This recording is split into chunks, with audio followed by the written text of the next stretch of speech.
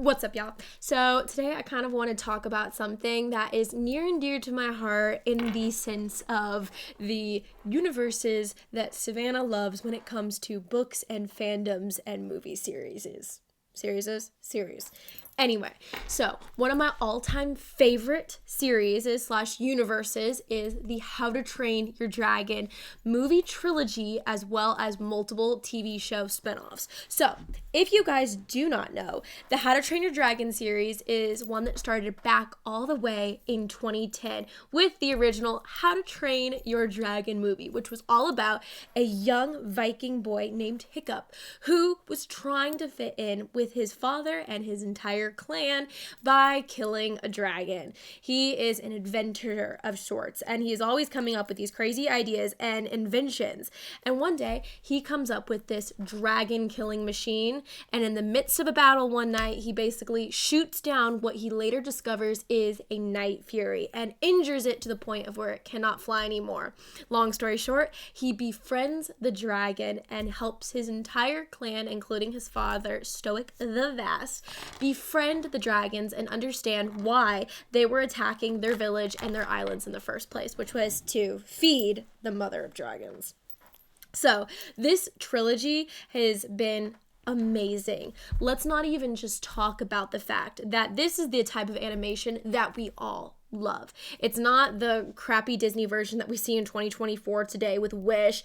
It's not the original animation where you couldn't tell one strand of hair from another and it kind of just looked like you were wearing a hat. This was the good animation. The orchestra sequences from these movies were phenomenal. I'm a theater kid at heart, y'all. So I love myself a good, just beautiful number that just, you feel it down in your soul and you know that conductor just did it flawlessly.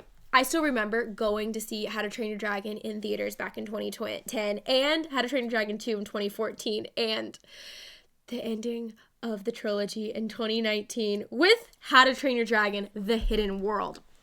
This also had a bunch of spin-off TV shows.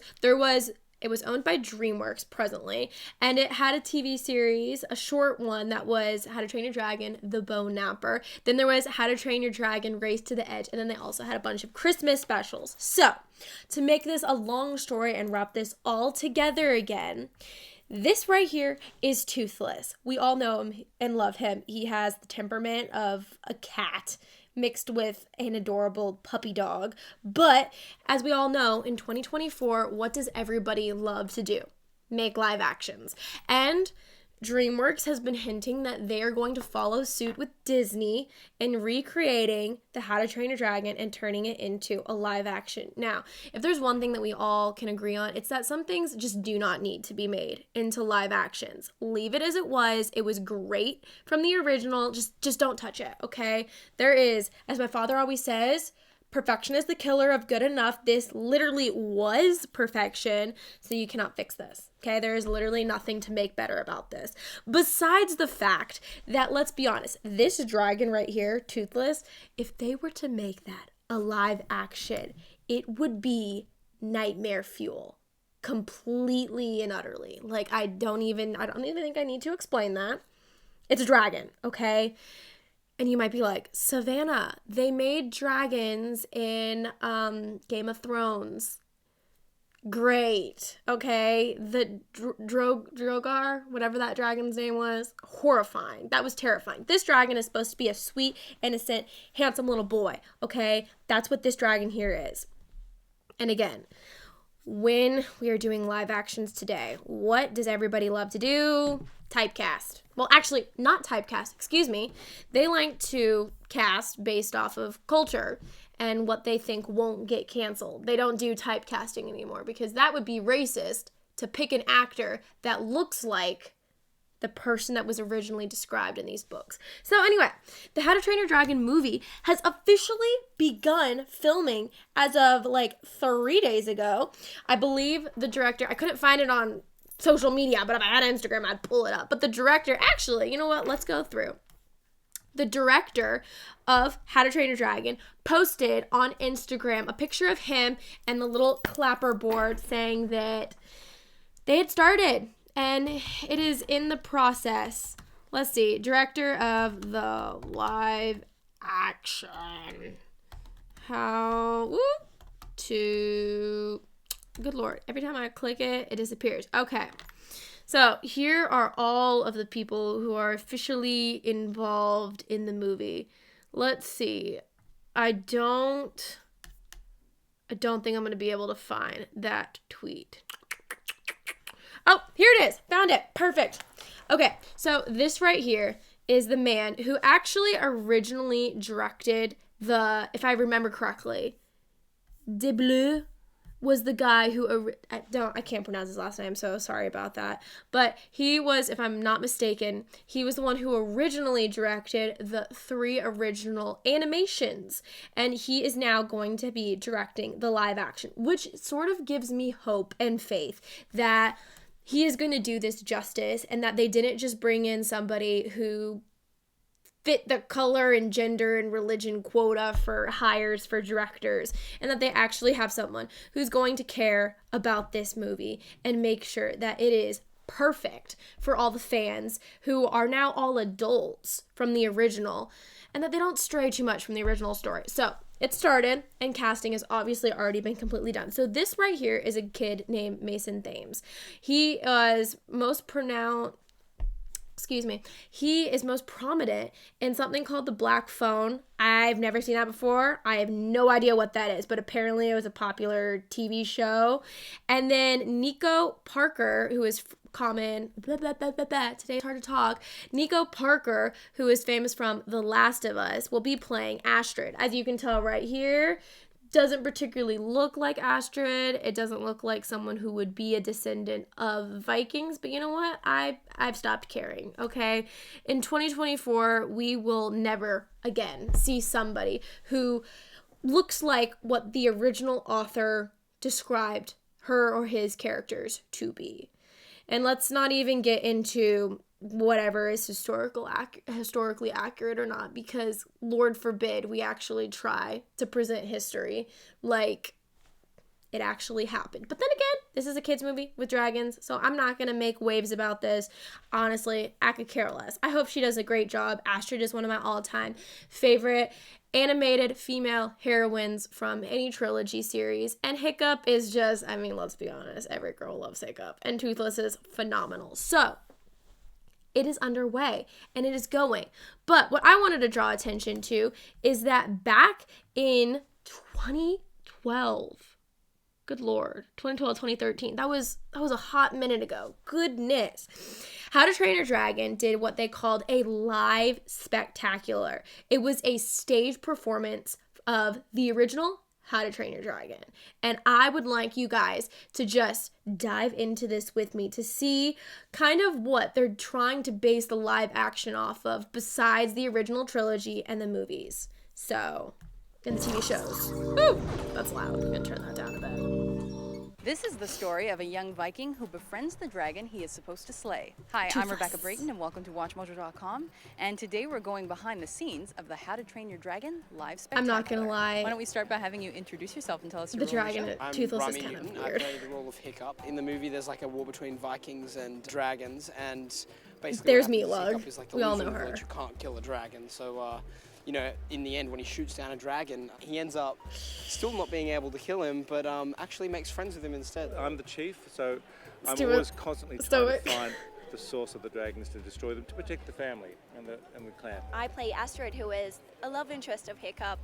She is, you know, a really feisty and determined girl. She's a kick-butt girl, and she knows it as well. She is considered probably the best dragon trainer there is. Have you ever worked on anything even remotely Hamilton. close to something like this? No, I can't think of any other show that is anything like this. This be reminds honest. I mean, me there's of back elements of when circus, Disney on Ice elements was a of, really popular amazing thing, technologies where they that would are go in the around show, and you as well could as visual go see those projections shows. and, It gives that physical kind of theatre in vibe, the but show. with It's like doing flying theatre in dragons. the very big round, you know, because you're surrounded by the audience And so Yeah. it's a wonderful Disney on experience. Ice. But How much can with you explain about dragons. the equipment at work here? They've been working on these dragons for years, 3 years in total to be making Jeez. all these creatures. There's 23 in total. Basically, each dragon, the ones that are, this size, Toothless and the Deadly Natter over there, there's about 3 to 4 people who Sorry. operate them. But it is The live Deadly puppeteering. Natter? Are A we lot of just people gonna might think forget it's her not, name? but there's actually a team who are working on these dragons live each night. Tell us about the I interaction love between that. the dragons and the actors. We're essentially acting on stage throughout the show as well. We just happen to be performing from up here, so those moments where we get to interact with Hiccup and we get to kind of know each other on stage and we do it anew sort of in each performance, that is kind This of the most just- electric and exciting time for me, because we really This do have brings to out connect the inner child every in night, me. every time, but it's always going to be a new experience because we have an audience. It feels like I'm acting with another person, really. Like, it's amazing how skilled the puppeteers are on this show. It's incredible. What is voodoo puppetry exactly? On this show, we Voodoo have puppetry. animatronic puppetry, and Ooh. using all of these systems here.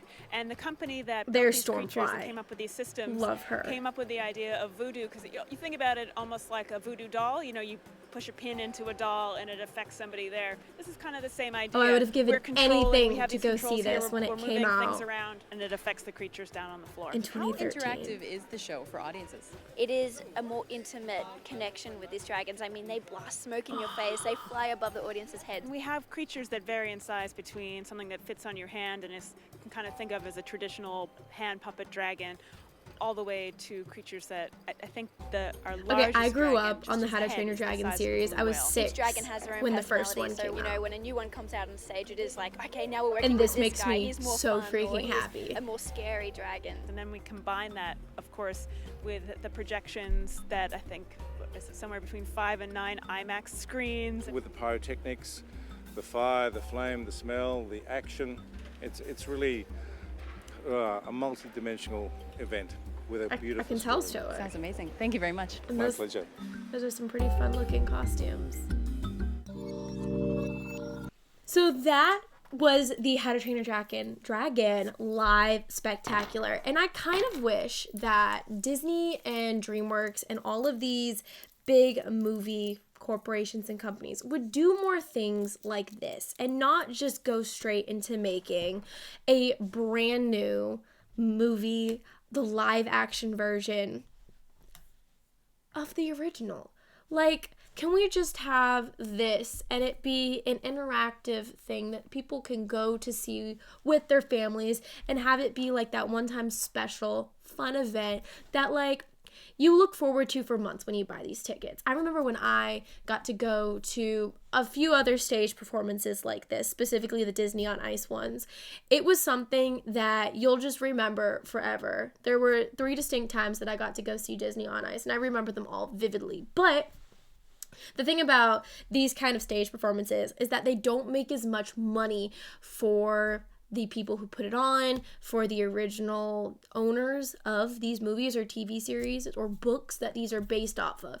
And it's a sad reality that in order for these companies and corporations to stay in business, they kind of have to plagiarize their own stuff and just remake things that they thought of years ago instead of coming up with new, fresh, fun things and new stories for us to dive into. I adore the How to Train Your Dragon series, and I love Toothless and Hiccup and Astrid and Fish Legs and Stormfly and Stoic and the amazing story that came with the How to Train Your Dragon series. But I don't want to see it be butchered and be ripped apart simply for this capitalist money craving society because Hollywood and these studios can't come up with fresh new ideas for these actors to do. I'm excited to see what becomes of it, and I honestly will probably go see this in theaters, but I'm taking it with a grain of salt. I love it, but also at the same time, if Hollywood is good at one thing, they are notorious for taking something that we loved and ripping it to shreds and ruining it because they are trying to fit with the present day culture or what they think that we as a society wants to see. And in this case, it's a repeat of something that was already perfect with a bunch of hires for specifically diversity and simply just to fill a quota instead of what I would call a proper fitting cast, which You can have your reasons for liking the casting or not liking the casting. I don't particularly care. It's a kids movie. I'm not too bent out of shape that Astrid's not, a pale-skinned, blonde-haired, blue-eyed Viking, which technically would be historically accurate for the time period. But then again, I don't really know Nico very well, Nico Parker, who's going to play Astrid, and I hope that she does a really good job. Honestly, I could care less about her and Hiccup and Mason Boston, who's playing Hiccup. I care more about the fact that they're probably going to make Toothless into nightmare fuel, and it's going to be horrifying to see. I'm really curious about how they do this, because they could do it one of two ways. They could do it completely CGI and have there be hand puppets for the actors to act to that are usually like blue blobs, or like Twilight where it was people in gray suits with extended wolf heads, or they could actually bring in some animals like they did for the Lion King live action and then base them off of that. I mean, I don't know. I don't know what's going through Hollywood's mind. All I know is that they're lazy, they're cheap, and they want to make a quick buck from us. So we'll see. Are you guys going to go see the How to Train Your Dragon movie? I am curious to know. And if you do, tell me what you think of it, because I am nervous, anxious, excited, and giddy all at once. Anyway, I hope you guys enjoyed this episode. See y'all tomorrow.